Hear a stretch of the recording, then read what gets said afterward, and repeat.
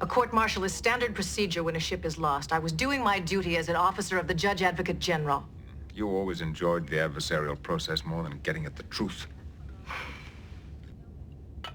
Well, I hope that you've learned a little wisdom along the way. You know, I never thought I would say this, but it's good to see you again. It brings a sense of order and stability to my universe to know that you're still a pompous ass. And a damn sexy man.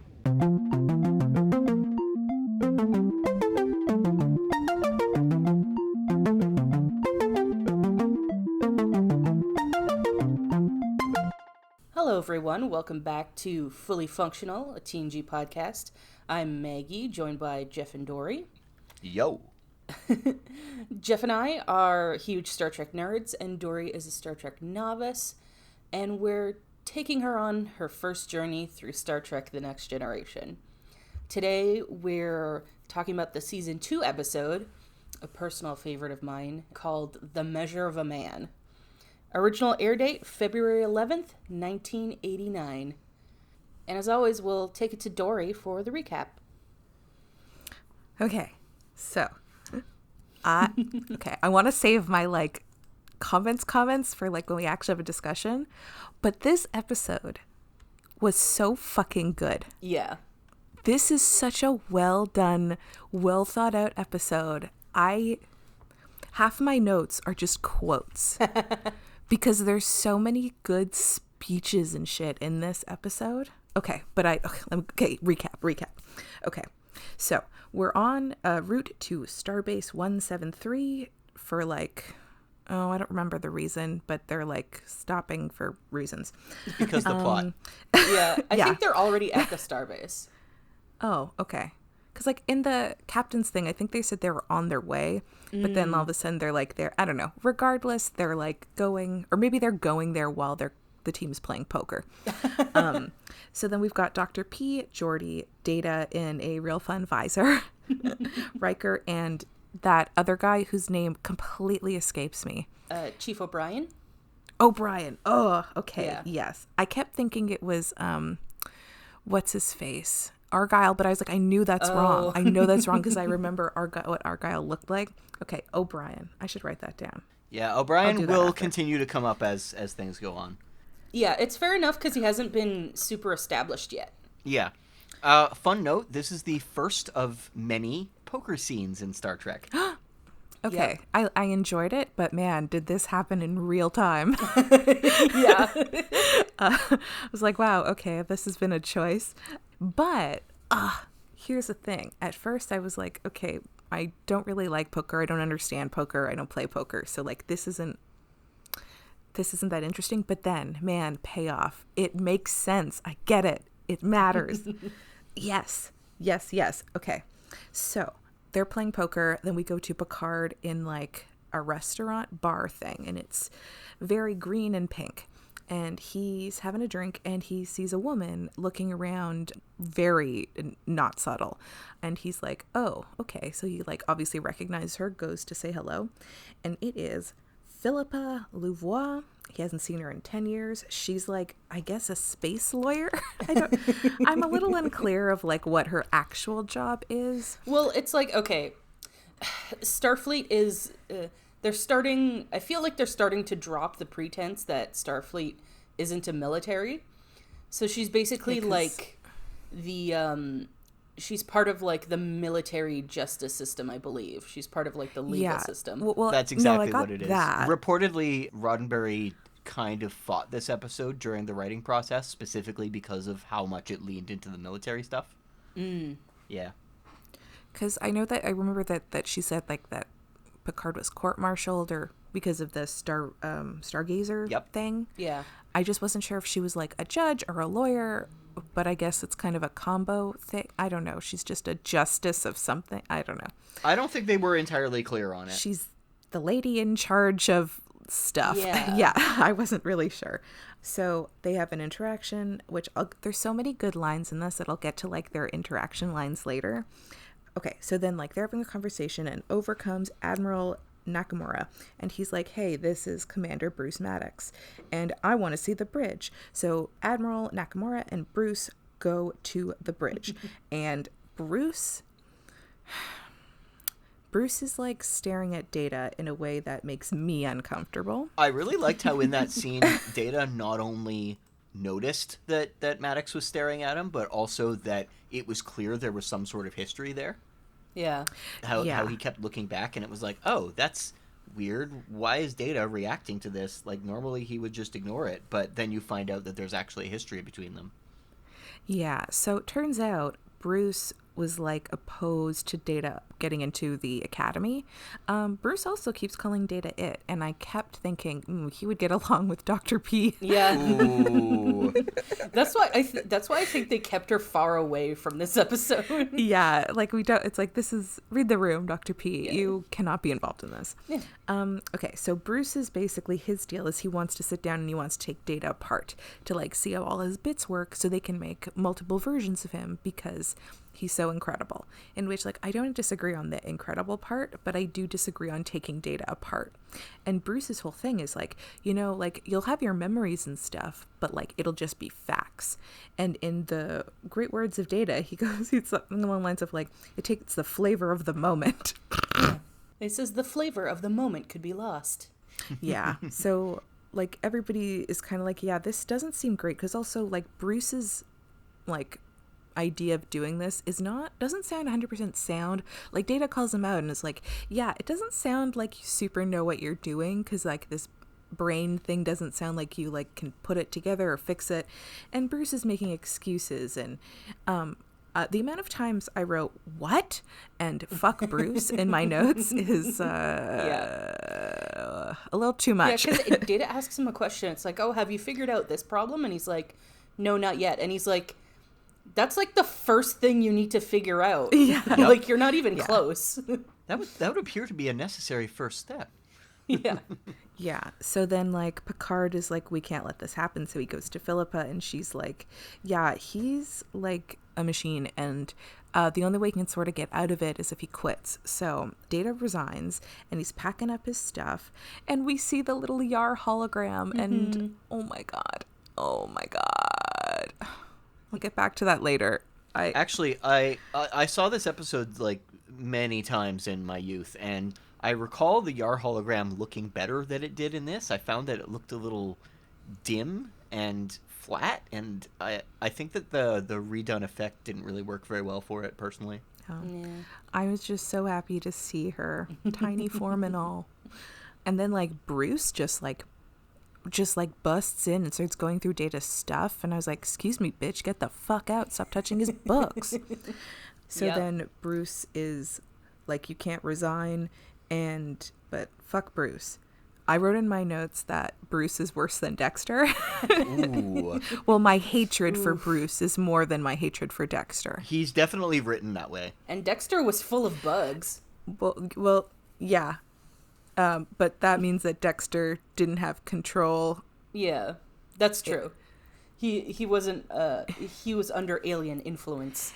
And in the first time we meet Dexter, he's not actually he's just an asshole, but he's like not looking to cause harm. He's just doing his job. Yeah, Bruce just is choosing to be an asshole. Bruce just doesn't give a fuck. And so, okay. So then the team has like a little, farewell, we'll miss you party for Data and Geordi. Oh, yeah. Oh my god, Geordi's so sad, and their like little exchange is so sweet, and it like made me so sad. They're so cute. Meanwhile, Picard and Riker are talking with Philippa, and they're like, we need to figure something out. And then Philippa's like, listen, the only way to like not have like he's a machine, he's property of Starfleet, therefore he can't just resign anymore. So it's either he like submits because he's property, or we go into like mock trial or debate, whatever. Well, I mean, it's a real hearing. Oh, hearing, whatever. Yeah. Can you tell I know my lawyer speak? So, but as Picard is like the highest ranking officer, he gets to defend Data, and as Riker is the second one, he gets to prosecute Data, and Riker's like, hard pass, no thanks. But then Philip is like, listen, if you don't do it, then like he automatically gets to go to Bruce. So that Riker's like, fine, I guess I'll take it for the team. And yeah, it's really sad. Okay, so now we're at the hearing, and Riker, like, you know, he knows that he has to like do his job of like actually prosecuting Data, because Philippa said if he doesn't, then like she can tell if he's like fucking around and, you know, if he's like not putting his full effort into it. Yeah. So Riker then proceeds to like have Data bend metal and like asks him for his arm, and then turns Data off. Yeah. As, you know, one does. And after that, Picard requests a recess, and he goes and has a drink with Guinan. Yeah. Did I pronounce it right this time? Yep, You did. You got it right. Yes. And this scene, I won't do the whole conversation now, but this was so good. Mm-hmm. Oh my God. But basically, to sort of sum it up, is like Data, if you want to make like multiple Datas, really, like it sort of ends up that like they're doing the shit that other people don't want to do. And why does that sound familiar? And it's basically like the main line of this is you don't think about how they feel like whole generations of disposable people. that was like sort of clicks in Picard's head. Yeah, you're basically creating a slave race. Yeah. So that sort of is like, oh shit, that is actually a very good point, and goes back in with like a renewed sense of like, we can do this. And and asks like, Bruce, what are the qualities of being sentient? And they like hammer through it all, and right off the bat, like two of those qualities Data has. So there's like a whole, I wrote down so much of this hearing. Probably too much. Probably. But that's okay. Basically, but basically, like, there's a lot of good stuff in there. Oh, yes. Oh, yeah, it's fantastic. Picard gets to, like, monologue the shit out of this scene. A Picard staple, truly. Yeah. But basically, like, Data, he proves that Data has, like, the qualities of what people define, well, as Bruce defines to be sentient. And it also, like, just multiples of Data, and it's no longer Data, it's a whole other, it's another race, and we're having a whole group of people doing the jobs we don't want to do, which is like pretty fucking messed up. And they have no like regard for these for the lives of the multiple Datas. And then Philippa gives actually also she gets a really nice like little speech there too, in which she declares that Data has the freedom to choose, and it comes down to souls, which is kind of wild that that's what it comes down to. She's like, does Data have a soul? I don't know. Do I have a soul? I don't know. And it's like, yeah, cool motives, but like, okay. Yeah, because she says like this all boils down to the basic issue. Does Data have a soul? Yeah, pretty basic, I guess. Like, is that the issue? Yeah, because like, the validity of having a soul has always been the really basic. Yeah. That's always been a conversation that's gone real easy and with no conflict whatsoever. Yeah. So basically, Data gets the right to choose and chooses to not be taken apart. And then Data basically is like to Bruce, better luck next time, bitch. And then Bruce refers to Data as a he. So then Philip is like, you said he instead of it. And then Picard's like, hey, want to go out for dinner? And she gives him a look that can only be screamed as like, only if you rail me later. And then, so then like at the end they're celebrating, and Data goes in to see Riker, who's like kind of bummed about, he feels bad that he that he like prosecuted Data, and Data's like, listen, you basically saved me, because if you didn't agree to do this, I would have automatically gone to Bruce. And he's like, true. But then they're like, hey, well, now we're going to put Riker in the holodeck. And I'm like, maybe don't put Riker in the holodeck. Maybe that's a good thing. Keep him out of the holodeck. He's not the one controlling the program, so. That's true. That's true. And then they leave the station. And Bruce. Go fuck yourself, Bruce. Yeah. This is not the end of Bruce Maddox. No! Fuck! I hate Bruce! But I can't tell you anything more than that. Ugh. That's a disappointment. Fucking hate Bruce. It's the end of him for this series. He's mentioned again in one episode quite extensively, much Yeah, later. I but hope he- it's in but he doesn't- passing when they yeah. say, remember that guy Bruce? He sucks. No, Data keeps in correspondence with him, actually. Yeah. Ugh, Data's too good. Ugh, we don't nobody deserves Data. Yeah. Oh my god, I forgot about like oh my god, at one point, oh my gosh, I forgot in the recap. Okay. But this I suppose is like a discussion on its own. So Picard is going through Data's like box of stuff that he was going to like leave with his bag. And he pulls out like the book, which is the gift from Picard. And then he pulls out the little like hologram thing. And when Data's like, "Oh, she was special to me," I burst into tears. Aw.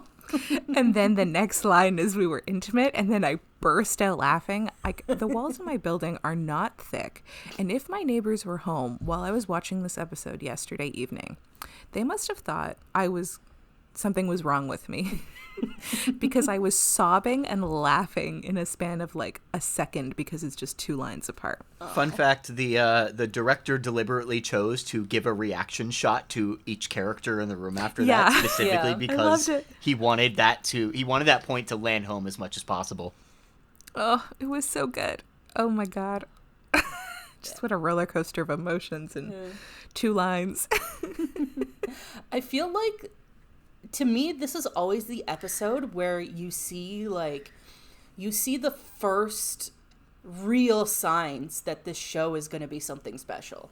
Yeah, this episode is the first time that TNG has been standout to the same level that the original series was at any point in terms of its social commentary. In retrospect, there are actually episodes that do social commentary in TNG far better than this one does. Oh yeah, because the- I don't. As I was watching this episode, sorry to interrupt. Sure. I was trying to think what this could be an allegory for, and I don't think it is an allegory for anything. It's not. It actually fails a little bit at being an allegory, specifically because the end point, the just, hey, we've decided you have rights, that doesn't have any correlating thing Yeah. that happens in history. It's speculative fiction. Yeah, and the thing is like I don't think it's supposed to be an allegory on anything, which It's not. which I kind of appreciate. They're dealing with like an ethical issue that's yet to come, Yes. which it's like a kind of a thought experiment that could actually happen, you know? Yeah. It's not the most original idea No. in terms of an ethical issue. Asimov Yeah. did the same thing. Yeah, but I like that. Yeah, me too. It made me remember a show that I used to watch, and I really, really wish I could remember the name of it, but I just don't. It was kind of in the same vein as, like, Boston Legal, I think, Okay. but it was set in the future. Oh. So all the court cases had to deal with possible issues that could come up with technology that is, like, on the horizon.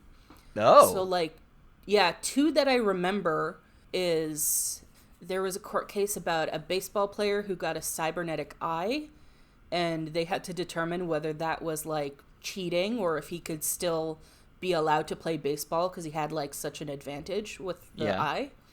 A different episode was they were basically debating whether it was okay to genetically engineer a kid to make sure that they don't turn out gay. Oh, geez. Like in the universe of the episode, there was Yeah. they figured out what the gay gene was, and I think a doctor was like purposefully like editing it out. Like I think in the show's universe, it like designer babies were like a normal thing. Yeah. So it was basically like a court case deciding whether that was okay. Do you know when roughly you saw the show? Oh, geez. Like, were you real young or were you a teenager? No, it was definitely, I think I was a teenager. Is it called Century City? Maybe? I have no Okay. idea. Because I found a series that is exactly that called Century City that came out in 2004, apparently. Okay, I know one of the main characters is a black woman. Yep. That's- Yeah, that might be it then. All right. Well, I'll try to find the series for you at some Yeah. point. I didn't mean to sidetrack, but it's just, my point is that I like those kind of stories where, yeah, like speculative fiction, like basically dealing with the ethics of things that are sort of not too far into the future. Mm-hmm. But yeah, I think that's like, especially now that we're further into the future, like dealing with the ethics of like AI and stuff like that is very, very poignant and interesting. Yeah, like we may indeed reach a point in our own lifetimes where AI becomes semi-sentient and starts, making decisions for itself.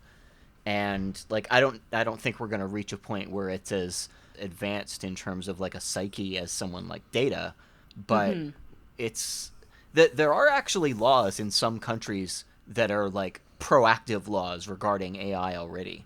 But they're very rudimentary because, like, obviously we really don't know where it's going to go yet. Yeah, our AI is also very rudimentary. So that Yes, makes sense. it's very different from what they thought AI was going to be because we're not really trying to create a mock human with most of our AI applications. We're using it for solving issues that would take people a lot longer. Yeah, or requesting a song. Yes, requesting a song.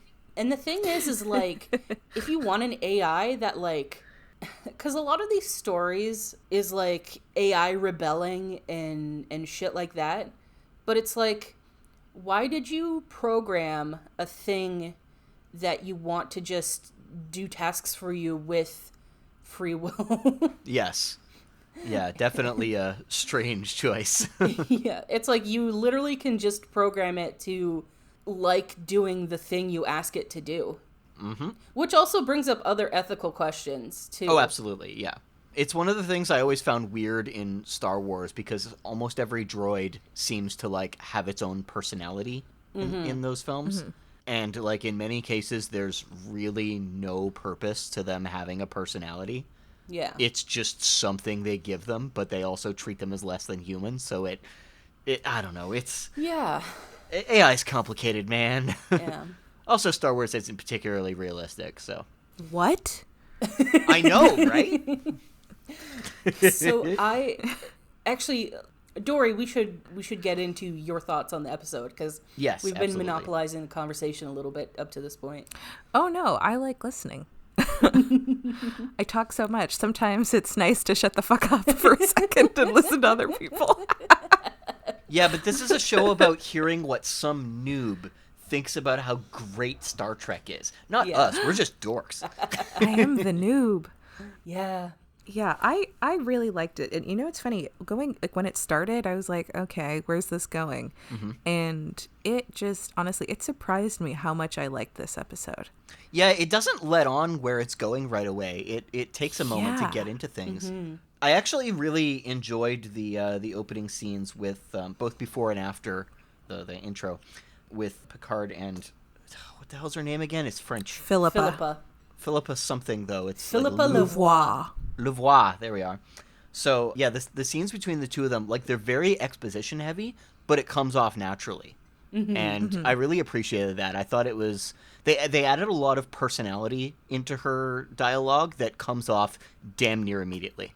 And that was a very good idea, making her like stand out the way that she did. Yeah, at first I wasn't sure if I was going to like her, but then, you know what? The more we got into it with her, especially with like her last speech, because I think she calls Data it at one point too. Yes, she was. She kind of alternates. She goes back and forth between calling him it and he. Yeah, because like at one point she just full out calls him a toaster.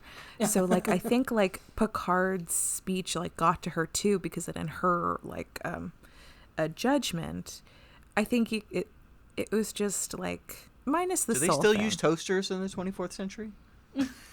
I mean, to be fair, it's 2021. I don't use a toaster, but that's because I fair. don't have space. Yeah. Yeah. That's not by choice. I damn miss toast. Guys, don't put bread in the microwave and call it toast. Ew. It's very sad. That's but, why I have a toaster oven. You would. well, some of us don't have space. I barely have space for mine. But I love it so much. But yeah, I liked her a ton. I think like I also, one of the things with Data, I think Data at this point, I safely say he's my favorite. And I'm always like, yes, Team Data. he obviously at this point, to like the crew and whatever, you know that he's got, even though he can't be quite clinical, we know he's got feelings, we know he's got emotions. He tries so hard to understand humanity.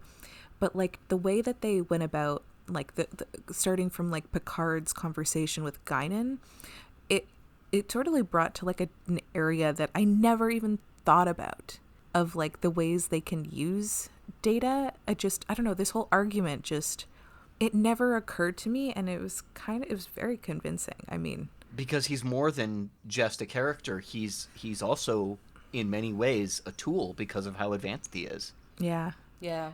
Like it never occurred to us that we could like, that you could exploit him. Basically. I did like Data's first question about it when he's brought into Picard's office for the first time regarding the entire topic, and he says, so why is it that everyone is not required to get a pair of cybernetic eyes then? Oh yeah. And I'm just like, that's a very good hypothetical question. Yeah, that's such a good moment. It is. Because like basically like, so Picard, they have the meeting with Maddox, and they're like, man, it sounds like you don't know what you're doing. I can't let you do this. And then Maddox is like, well, I've already put in to transfer data, and there's nothing you can do about it. Yeah, he knew there was going to be resistance immediately. Yeah. And he prepped for that. Yeah. And so Picard has a meeting with Data in his little ready room office thing. And he's like, well, you know, I kind of understand because, like, this could be a huge, like, advance for Starfleet and all that stuff. So, like, Picard recognizes that this is dangerous and that if he had a choice, he wouldn't let Data do it. But he still doesn't get precisely why this is so messed up yet. He doesn't really completely get it until that scene with Guinan, where he makes the realization that this is about slavery. Yeah, but I mean, like, for the first time, he doesn't really see how this is, because that's more the overall picture. Yes. The scene in the ready room when Data asks him about the cybernetic eyes, that's the first time he realizes on like a 1-to-1 level how this is actually like a super fucked up thing to ask of Data to do. Yeah, because I suppose like if Bruce said there wasn't any, because like they ask him what's the risks, and he kind of evades the question a little bit. Yeah, he just says negligible. Don't worry about it. Yeah, he's like, I don't anticipate any problems, and like, you should always anticipate problems. So yeah, because like I think if Bruce said, oh, there will be no issues, like I know exactly what this is and this is and this is, and he actually, like, for argument's sake, he did know how to do it safely so Data would come back as Data, I think Picard would have been like, hey man, do it. I mean, like, it's cool, not thinking about what he knows. And Data was excited about the prospect of it too. Yeah. But he just didn't trust that he was at that point yet. Yeah. So the fact that like the later conclusion is just, this makes me more excited about this show. Yeah. Because if we can get to this level of stuff, then like, Yeah, and it's just like, imagine there was a crew member of a species that's like, you know, near extinction or whatever. And someone asked them to do highly dangerous medical experiments without giving them a choice. Like, Bad. I feel like that's the same thing. Like, that's really fucked up. Yep. oh yeah, know? 100%. Absolutely. So I still love this episode, but like rewatching it, I do have a few criticisms of it. Yep, so do I. It's not perfect. Oh no, yeah. Okay, I guess I'll start off with my biggest criticism, because the other ones are smaller things. My biggest criticism is that this episode, it's about Data, but it doesn't really involve Data all that much. Yeah, I wanted to bring that up. The episode happens to him, especially in the second half, and he doesn't really, like, obviously his right to choose is there, but he's not asserting any of that desire, really. Yeah, it's all about the emotions of the people around Data rather than Data. Because he doesn't even get to solve his own problem. Picard does it. No, and his coda for it is very short, too. The episode follows Picard more than it does Data. It does. Yeah. Though it does lay out that it's going to do that, like, almost from the very beginning. Yeah, because it's more about the debate than specifically the character of Data. Yes. But, yeah, Bruce Maddox is so annoying. I fucking hate that guy. Yeah, because he's like, oh, I'm sick of hearing about everyone's rights. Like, fuck Yeah, you. that was an awkward as fuck line. And then he says, like, what about my right not to have my life's work subverted by blind ignorance? Fuck off. Fuck you, Bruce. Fuck off. Can we name this episode Fuck You, Bruce? We can, Absolutely. Fuck off, Bruce. God, I hate that guy. You notice how in that scene in the ready room where Maddox is explaining to them what he's going to do, not only is he constantly referring to Data as it throughout the entire scene, he deliberately avoids looking at Data. He's not addressing him. He is not thinking about him as a person, and that's intentional. Yeah. It's crazy that, like, okay, he wanted to keep Data out of Starfleet, and now he's, like, forcing him to stay. I think there is an inconsistency in that there was an agreement by Starfleet that Data could join, as an officer, and now he's being told that he's property. It seems like Starfleet itself is inconsistent on that matter, because how can you give someone the freedom to make a choice to join you and then say, by the way, we own you now? It doesn't really fit very well. Maybe fit up is not the term. And that was at all. That was the other sort of, like, I guess criticism isn't the right word, but that was one of the other things about this episode that I was always like, how come no one's bringing up the point that Data joined Starfleet voluntarily? Mm-hmm. Like, it's not like they Starfleet officers found Data, but it's not like they're like, okay, you're an officer now. Yeah. They had already established that he chose to join at this point, too. Yeah. Yeah, you obviously... And he's been operating autonomously, like, for many, many years. Well, he is an automaton. Yeah. He is also, like, a decorated member. Like, he's got all the medals. Yeah. So he's done stuff for them, and to just... Is this going to be like a wider conversation maybe in the future about Starfleet owning Data? No. Yeah, unfortunately not. No? Or maybe this like case is basically defines that they can't own it. They do a similar episode in Voyager that is not nearly as good, specifically about whether or not holograms are sentient. Whoa, holograms? Yeah. Sorry, are there hologram characters? There's a hologram character in Voyager, yes. I won't go through it all, but the backstory is Voyager is a ship that gets flung to the other side of the galaxy. It's going to take them like over 100 years to get back home. Their doctor dies, so they have to activate their emergency medical hologram, who ends up having to operate constantly as their main doctor because they don't have one. And he becomes a character on the show because of it. Mm-hmm. I have so many questions. You'll find out more about that if we ever get to Voyager, but he's a standout character on that show. Yeah. His actor is great, too. Yes. Whoa. Yeah, they don't have that technology yet, but by the time Voyager rolls around, they have, like, in sickbay, they have, like, hologram emitters, and basically, if there's an emergency, there's, like, a doctor hologram that can take over. It's funny, that's not even my main thing. I'm like, that part, like, I can get behind. I'm still thinking about, like, oh my god, will these people never see their families again? Oh, yeah. Like, it takes 100 years to get back? Oh my god. Yeah. I really enjoyed in this episode the subtle character moments that they gave to Data. So, for instance, as he's packing up his things, he's clearly reminiscing about it in his quarters there before Maddox comes in to tell him, hey, by the way, you're mine and you don't have a choice. Although he's packing up his shit in the tiniest box possible.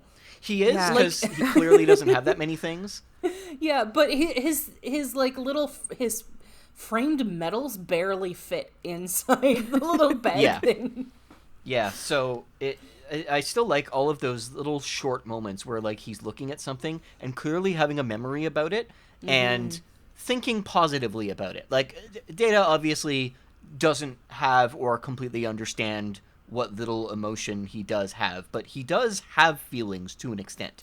Yeah. They're just not always apparent, and they are apparent there in that scene. And I like that they used, like, every item that he picked up and looked at was used later. Yeah. Like, Really, each every bit scene in this too. episode is valuable. There isn't any filler that I can think of. Yeah. Everything just seems very intentional in a very good way. Yeah, it's really good that everything leads in to the next thing, and it's not just like a collection of things that happened. It's like a nice through line. Yeah, it's an extremely well crafted story in general. The script is just solid. Yeah. And one of the things that, like, I do and don't like, I'm kind of, like, on the fence about it, is the whole, I guess you could call it a B plot, is the whole thing between Picard and Philippa. Because there doesn't really seem to be, like, a point to having it there. But it is some really nice character stuff. I think maybe that is the point. But, okay, so I'm going to go into a bit of a nerdiness for myself for one moment here. There is a version of this episode that I am trying to find. It does exist. However, I don't have a Blu-ray player, so I can't access it. But supposedly the episode was originally made as a 58-minute long script as it was shot. And they had to cut 13 to 14 minutes of it in order to get it to fit into a TV-sized episode. And the director... Or not the director, sorry. The writer was so proud of what they had done that they had them transfer to VHS a version, an unmastered version, of the 58-minute episode for her to keep. So there's like a director's cut of this episode? Yeah. However, because that one was like an unmastered like VHS copy and it only went to the writer... It wasn't particularly sought after, or it didn't get around. But when CBS made the Blu-rays, they actually went to the writer and said, hey, we know about this version. Could we reconstruct it for the Blu-ray release? And so this 58-minute essential director's cut of the episode does exist only on the Blu-ray release. And because I don't have a Blu-ray player or the Blu-ray releases of it, I've never seen it, and I really want one. Oh, interesting. Yeah, that'd be really cool. Yeah, I'd like to see what kind of content is in it that's filler, and what kind of content is there that also added to the story. Because if there's another, 14 minutes left, and everything they kept was essential to the story, then that means there was probably more in there that was important to it. Well, I think you could have a lot more debate at the hearing. I could see that. They shoot Bruce into space after the end. Bye, Bruce. I would settle for a longer coda, to be honest. Because the episode wraps up real quick. Yeah. I don't think Riker's arguments were that good. They were dramatic. They were dramatic, yeah, but in that scene in the bar where Picard's like, oh, he almost convinced me. And I'm like, his arguments were not that good. All Riker did was prove that Data is an android, which we knew. There's no legal argument for why he is property of Starfleet, why he belongs to Starfleet, other than, he's made of metal. I think it was more that he is a machine, therefore he's a tool that we can own, rather than he is a sentient creature who's making his own decisions. Because in the end, Riker demonstrated that he could, take him apart and put him back together all by himself, and there was no harm to Data, and could shut him off by himself just like a computer. And I think the point of the demonstration is to show, look, you can't do this with any living creature anywhere. Therefore, Data doesn't count as one. Yeah. So it's as Philippa says, this is dancing around the issue of whether or not Data has a soul, more so than it's about whether or not he is property. Yeah. I wish I'd heard, because she refers to the Axe of Cumberland or whatever. I wish I'd heard what exactly in there determines that Data is the property of Starfleet. Yeah. I wonder if that's in the full episode, the director's cut, quote unquote. I don't know. But yeah, that's one of the things I would have liked to heard. It's like, why exactly was he determined to be the property of Starfleet? Like, what's the actual precedence? Only one way to find out. Time to buy a Blu-ray player. Oh, I do want to go back quickly to Jeff. You were asking earlier about, or I don't remember who, but but it was like what the A and the B plot of like why would they have her, like what was the point of having Philippa have her stuff with Picard? Maggie brought that up, but yeah. Oh, Maggie did. Okay, sorry, I couldn't remember who. Okay, so sorry, yeah. So Maggie, I think he was pretty much just setting up her character because when we meet her, we know that I think they meshed pretty well together because we know that they don't they're not buddy. So he's maybe like Picard may have some like apprehension that she's going to treat this fairly because maybe it seems like he didn't think that she treated it fairly back at the Stargazer court-martial thing. So I thought it actually like went really well like together because we get to see, because this is the woman who's going to do the judgment, so we get to see who she is outside of judging, if that makes sense. Yeah, And I see what you mean.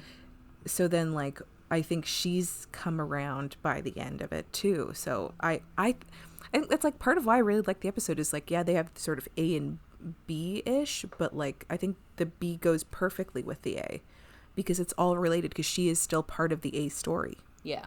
All comes together. Yeah, I thought so too. I wanted to point out something earlier, but I didn't see like a good point to bring it up. But I liked how well the poker scene actually ends up connecting into the story of the episode because the original idea for that in her first draft was that he was going to be learning how to swim, not playing poker. Oh. And I think this... That would have been weird to shoot. That would have been very strange, but I think I like the choice that they went for much better. The writer actually had a great deal of actual courtroom experience. She used to work in law, so that's why I ended up writing from experience with this episode. I think this is their first TV credit.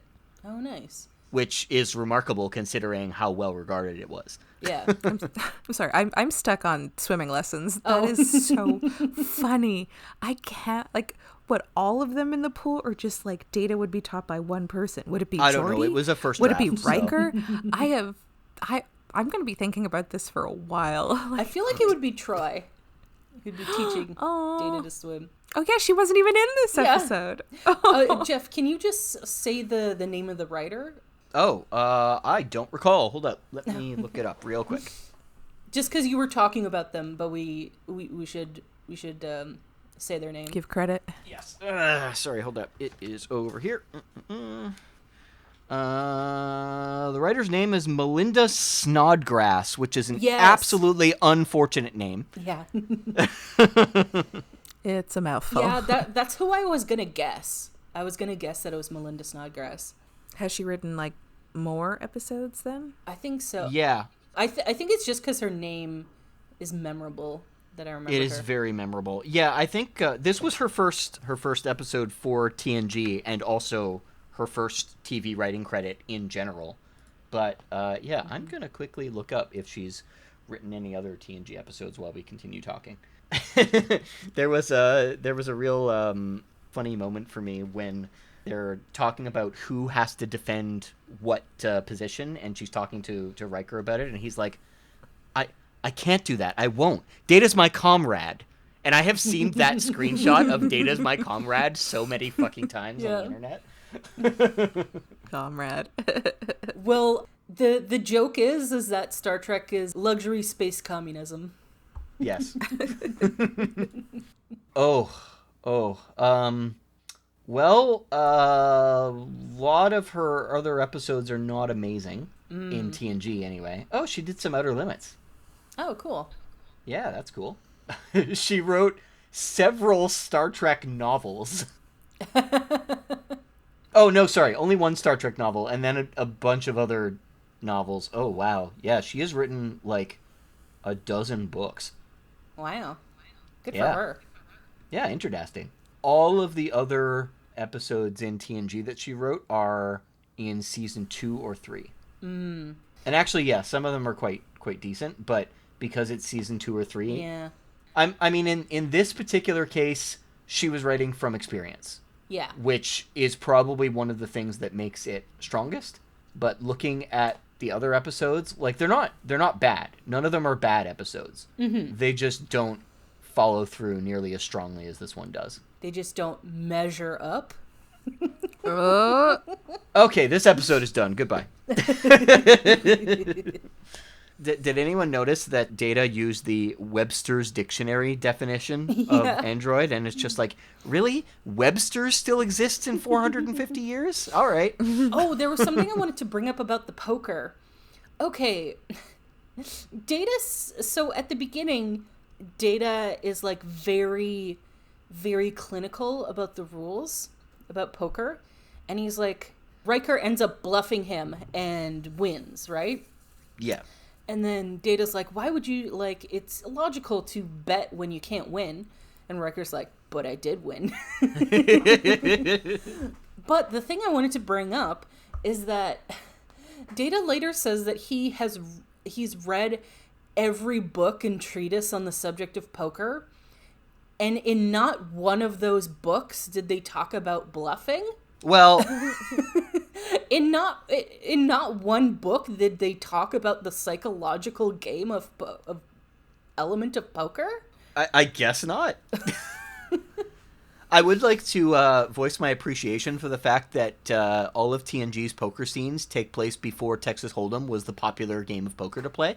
Oh yeah, that's true. And I'm very happy about that because it means that not every fucking poker game is just Hold'em. Yeah. Yeah, I don't think they even play Texas Hold'em. Yeah, I don't think they do either. It's usually a variation of 5 or 7 card stud. Yeah. But they play the kind where, like, you see some of the person's cards. Yeah, I think that's stud. Oh, is that? I think so. Okay, I actually don't know. Or maybe not.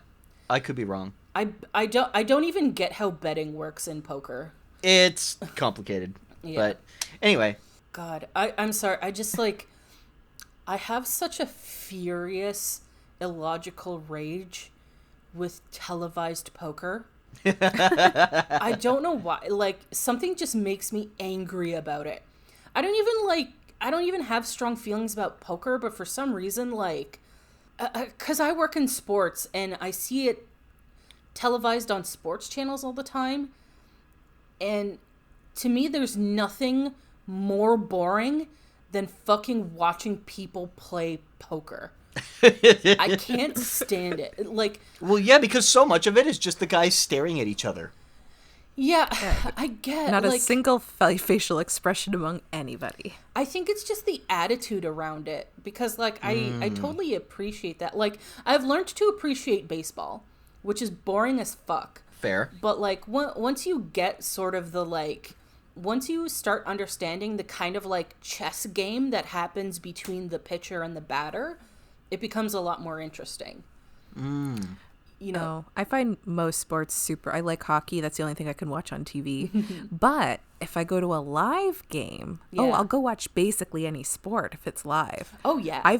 I've been to soccer, Toronto FC. That was a good time. Oh. I've been to multiple Blue Jays games. I don't understand baseball, but my God, was that a good time. Oh yeah, going to a baseball game's great. I've been to an Argos game. I hate football, but damn, an Argos game was fun as hell. Yeah. Oh, we got to see a guy win $1 million from kicking the ball from the middle line through the goal thing with the arms. You know what I'm talking about? I don't know what this stuff is called.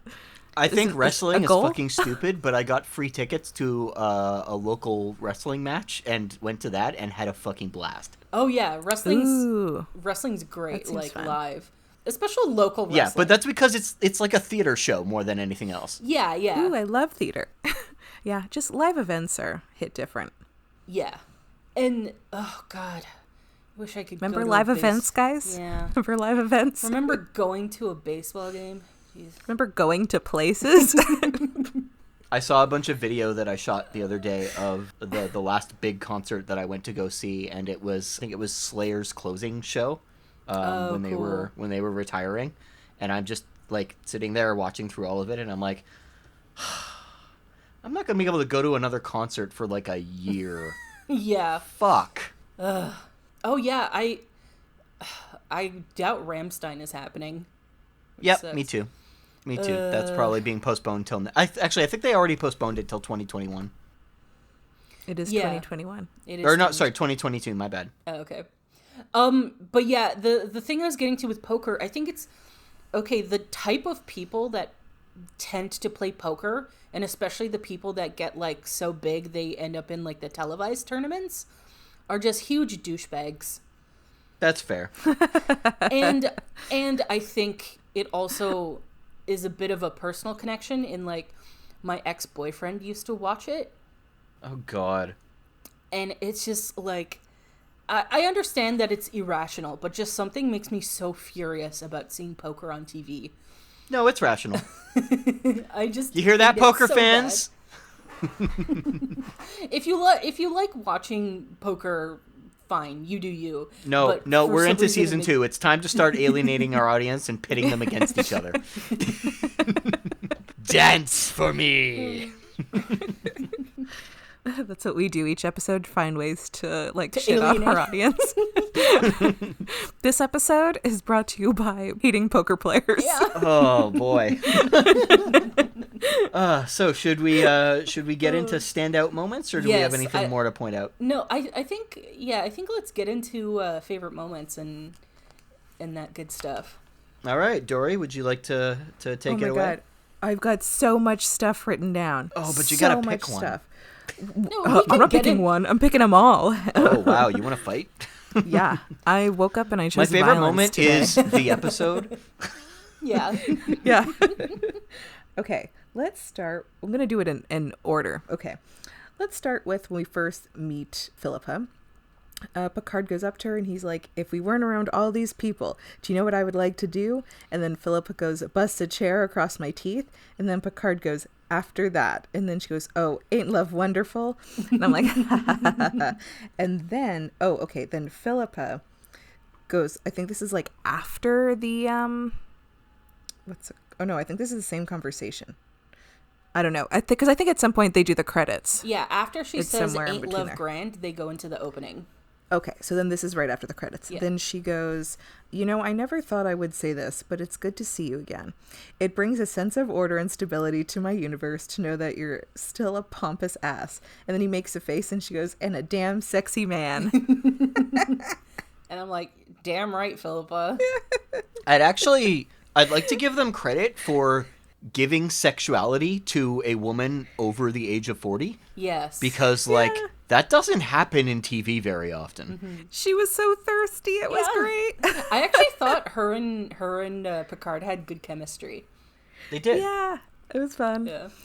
Okay, next, this is also an exchange between them. This is after Bruce is like, I'm going to take Data. And Philippa goes, all of this passion over a machine. And then Picard just goes, don't start. Yeah. Yeah, because she's still trying to do their like playful banter, and Picard's being serious. Yeah. Oh my gosh. I don't know if I should read this all, but like I really, really liked Picard's conversation with Guinan. Yes. I thought that was Well, really interesting. You should. I think we should get into that. Okay. All right. So Guinan starts off. She goes, well, consider that in history of many worlds, there have always been disposable creatures. They do the dirty work. They do the work that no one else wants to do because it's too difficult or too hazardous. And an army of Datas, all disposable. You don't have to think about their welfare. You don't have to think about how they feel. Whole generations of disposable people. And then Picard goes, you're talking about slavery. And then Guinan goes, oh, I think that's a little harsh. And then Picard goes, I don't think that's a little harsh. I think that's the truth. But that's a truth that we have obscured behind a comfortable, easy euphemism, property. But that's not the issue at all, is it? And that's the main exchange there. Yeah. I like two things about it. I like the fact that it's Guinan, of all the characters on the ship, bringing this up, because like, I mean, okay, let's be perfectly fair. If this episode happened today and, you know, the black character brought it up, all the fucking conservatives would get super mad about it. But of course, they look at it in retrospect and they're like, no, it's fine. Yeah. I think it's really powerful to have Whoopi Goldberg specifically being the one bring it up. Yeah. Especially given her history as an actress and the fact that she got into acting, as I mentioned several episodes ago, specifically because she saw a black actress on the bridge of the Enterprise and was like, oh my God, we can do that. We can be equal. And so her having that conversation with Picard and bringing that realization to him, I think is a really, really powerful point of that. Yeah, and I love the way they wrote it too, because it's not like Guinan just doesn't say like, she doesn't just straight up say like, hey, the issue is slavery here. She kind of talks through it and she doesn't tell Picard, she just like frames it in a way that Picard realizes it himself. That's the other thing I wanted to point out about it. I think it's a really great character moment for Guinan specifically because it highlights the way that she talks to people. She's supposed to be, very experienced and very wise in a mysterious way. And the way that she talks to people is by not being absolutely direct with them. It's by leading them to conclusions. Yeah. And she does it intentionally. She basically leads them to water and makes them drink. But yeah, I love the way that she's written. And I feel like that's a good way to do it too, because if you just tell like someone, hey, this is the point, it doesn't land quite as well. Yeah, it doesn't land quite as well, and you run the risk of them not accepting it, not absorbing it, being defensive about it, and that kind of thing. You run the risk of TNG Season 1 where it was often preachy about its attitudes towards things. Yeah, but you basically lead them down the path to make them realize for themselves, like, what you're saying. Yeah, it's rather than making an argument, it's drawing somebody to a logical conclusion. Mm-hmm. Yeah, which can often be more effective. By the way, the reason I'm so happy to talk about this right now is I wanted to bring this up as my favorite moment, hands down, in the episode. This scene, I had almost forgotten that this scene happened because I haven't seen the episode in a number of years, but holy shit does it land well. Yeah, this is one of the best scenes in the episode, if not the best scene. Mm-hmm. Yeah, I completely agree. Yeah. So I did freaking love the little Yar appearance in the hologram and Data getting to have his she was special to me, sir. We were ... intimate. That was freaking great. But then, okay, so now we go into Picard's speech, his exchange with Bruce, and in the hearing. So Picard asks what the qualities of being sentient is to Bruce. Could I interrupt for 1 second? Sure. I think it was a really good idea for them to begin Picard's speech in the courtroom by having him kind of uncharismatically and almost boredly introducing all of Riker's arguments already and then dismissing them because he almost seemed like he wasn't sure of where he was going with it himself. And I thought that was a really good way to start it out because we have that great revelation from the scene before that, but it helps to solidify that the viewpoint that they brought up already has a valid argument, and that's not what we're here to talk about. We're here to talk about Picard's argument. So you have to kind of bring it up like it's something just to be dismissed. Mm-hmm. Anyway, yeah. Sorry, continue. Yeah, I don't think it's like that the other side has a valid argument. I think it's the opposite. I think he's trying to say that the argument isn't valid because it's not addressing the actual issue. Well, no, that's the point. That it's a valid point. It's just not important. It's not. Yeah, it's not the point that they're trying to make because whether he's a machine or not, he's obviously, that's a fact, he is a machine, but it doesn't prove whether or not he's sentient. He straight up says it isn't a valid point because it's not relevant. Yeah. You get what I'm saying? Yes. I do. I just where am I going with it? It can still be a valid point and not be relevant to this particular thing because he doesn't disagree with the points. He's just like, yeah, but these points don't change what we're actually talking about because they're regarding something else entirely. Yeah, that means he does flat out say, "Do I deny that? No. Do I deny that? No." Yeah, but that I wouldn't say that makes it... If it's not relevant, then it's not a valid point. It's a valid point in a different conversation. Yes. Because in this I think conversation, that's what I'm trying to say. it's not the validity. They're not asking, is Data a machine? We know he's a machine. So Riker's points, it's like, yeah, that's all true, and those are points, but this is not what the actual case is about. Right? Yeah. So in other conversations, yeah, of course, that is a point. But in this, it doesn't... Nobody's arguing that he's a machine. He is a machine. That's like a fact. But that's not what the aim of this thing is, this hearing. Yeah. Okay. So now this is Picard's exchange with Bruce. So Picard goes, a single data, and forgive me, Commander, is a curiosity, a wonder even, but thousands of datas. Isn't that becoming a race? And won't we be judged by how we treat that race? Now tell me, Commander, what is Data? And then Bruce goes, I don't understand. Then Picard goes, what is he? And then Bruce goes, a machine. And then Picard goes, is he? Are you sure? And Bruce goes, yes. And then Picard goes, you see, he's met 2 of your 3 criteria for sentience. So what if he meets the 3rd, consciousness, even to the smallest degree? What is he then? I don't know. Do you? And then he turns to Riker and he goes, do you? And then he turns to Philippa and goes, do you? Well, that's the question you have to answer. And I was like, can Picard be my lawyer if I ever need one?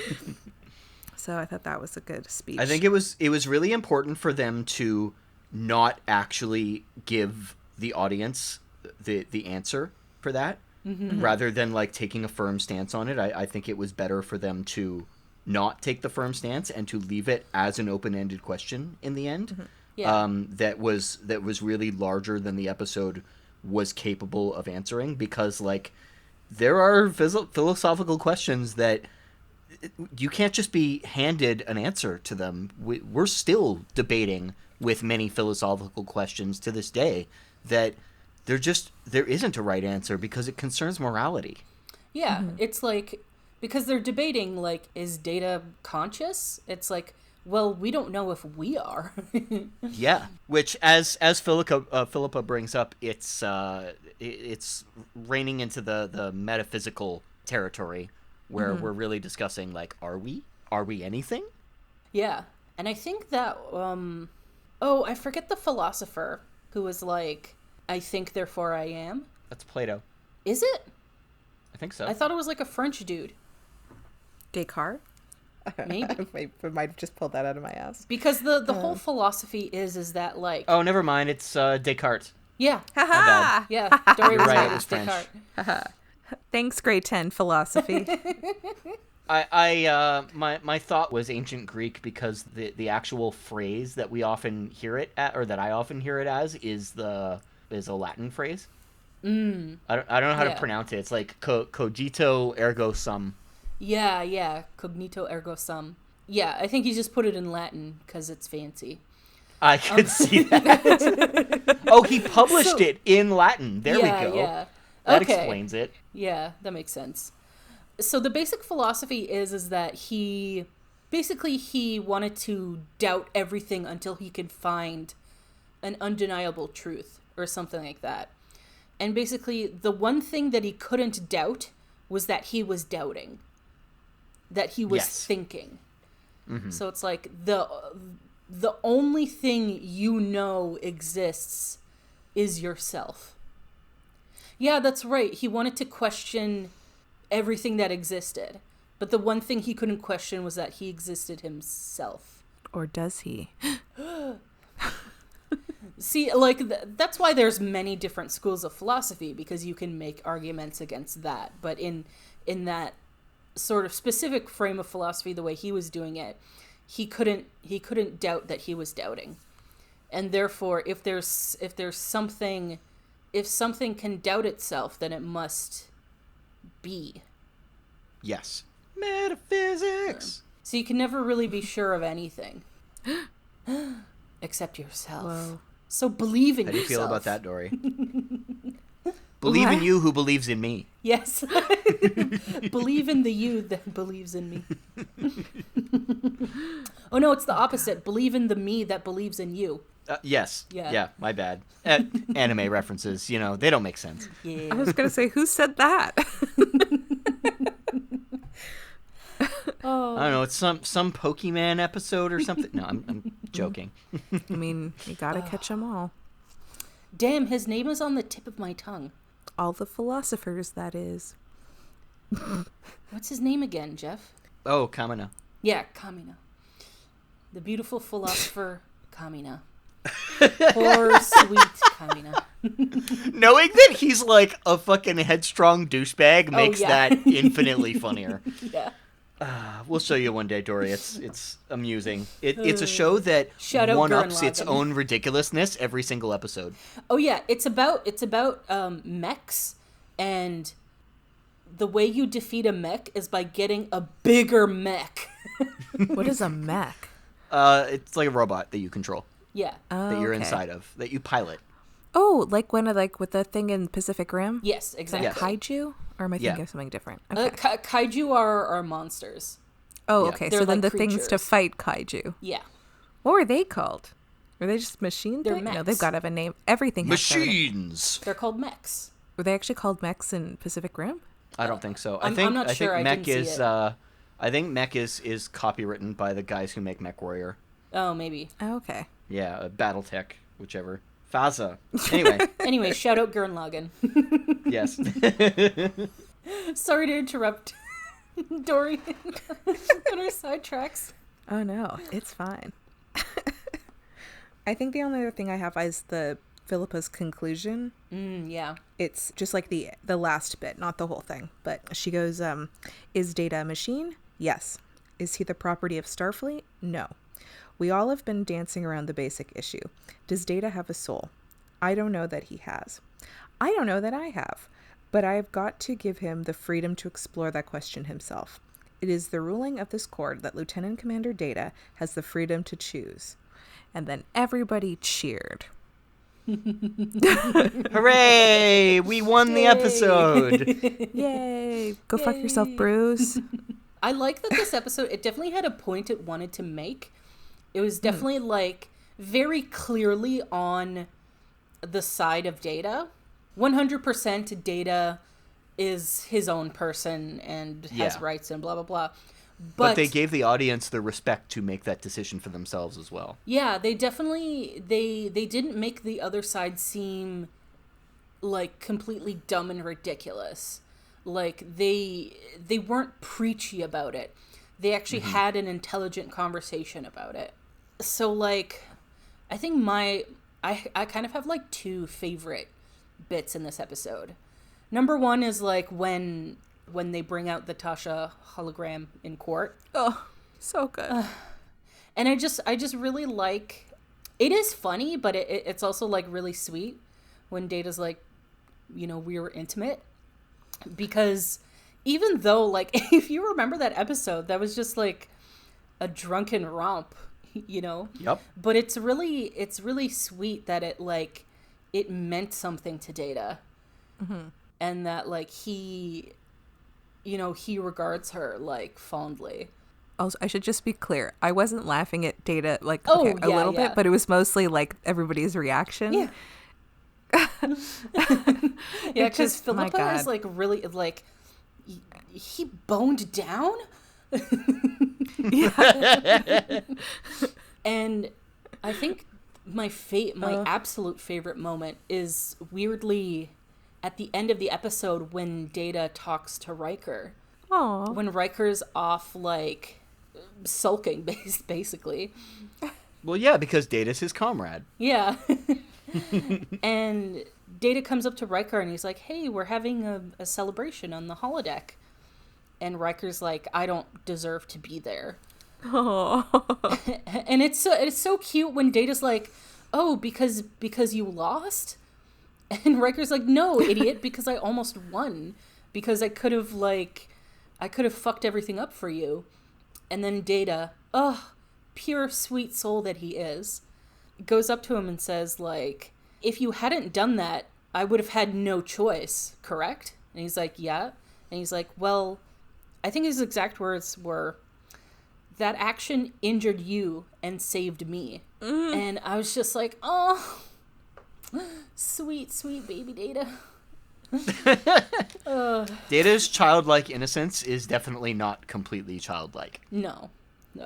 It was just so sweet that he recognizes that it's like, I know you didn't want to do this, but you did it to help me. So, like, I'm really grateful. I'm really appreciative of that. And, it's just great. It's great. Yeah. And I think, Jeff, we talked about that your favorite was the Guinan scene. Absolutely. I think up until this point, it may be, to me anyway, the most powerful moment that the series has done. Mm-hmm. And this is the episode that, like, propels it to the same cultural significance that the original series was.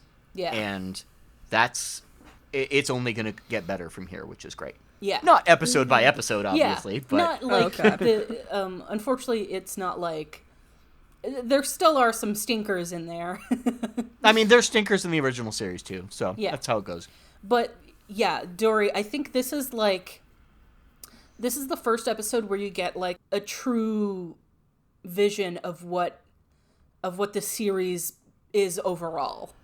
Yeah, this is TNG displaying itself at its best, and this is something that it strives to do throughout the series. Mm-hmm. Cute. So with that, we should probably get into predictions for the next episode. Okay. All right. So I apologize because I still am not 100% sure how to pronounce this episode, but the next episode is called The Dauphin. Dauphin. Oh. Dauphin. The Dauphin. Oh, like, yeah, Dauphin. Like someone who's like supposed like next in line, like an heir. Yeah. Yes. Yeah, exactly. Cool. Okay. So I'm glad you know the word. Yeah. Yeah. Oh yeah. The Dauphin. And your little hint is that Wesley falls in love. Oh. I mean, as we mentioned, not every episode can be good. And now we get to find out if Wesley falling in love is any good. Wait.